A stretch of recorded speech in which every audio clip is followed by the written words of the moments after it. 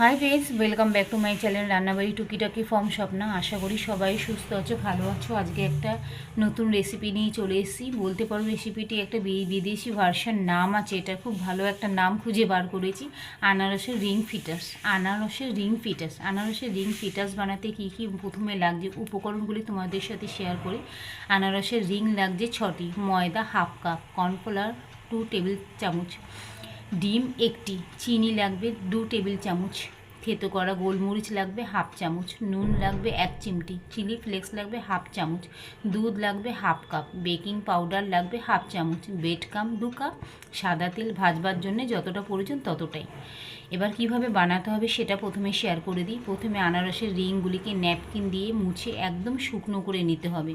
এবার ময়দা, cornflour, baking powder একটি পাত্রে ছাঁকনি দিয়ে ভালো করে ছেঁকে নিতে হবে, যাতে কোনো রকম লাম্পস বা দানা দানা না থাকে। এবার ডিম দুধ ভালো মতন ফেটিয়ে নিয়ে আস্তে আস্তে ময়দাটা ওর মধ্যে মিশিয়ে একটা ব্যাটার তৈরি করে নিতে হবে। ব্যাটারটা যাতে একটু ঘন ঘন থাকে, যেরকম আমরা ভাজাভুজি করে থাকি সেই রকমই। এবার নুন, চিনি, গোলমরিচ, চিলি ফ্লেক্স মিশিয়ে ব্যাটারটা আরও 5 মিনিট ভালো করে একটু ফেটিয়ে নিতে হবে।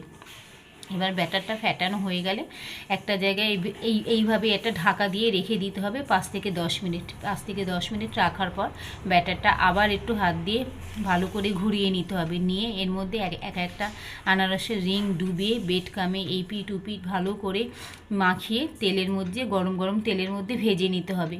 নিয়ে এটা গরম গরমই পরিবেশন করলে খুব খেতে ভালো লাগবে। যদি তোমরা একটু গার্নিশিং করতে চাও এর মধ্যে চিনি হালকা গুঁড়ো করে ওপর দিয়ে একটা ছাঁকনি দিয়ে ছড়িয়ে দিলে দেখতেও খুব সুন্দর লাগে, খেতেও কিন্তু আরও ইয়ামি লাগবে। বাচ্চারা বড়রা আশা করি এটা খুব ভালো মতন এনজয় করবে। একবার তোমাদের কাছে বানাবার অনুরোধ রইল।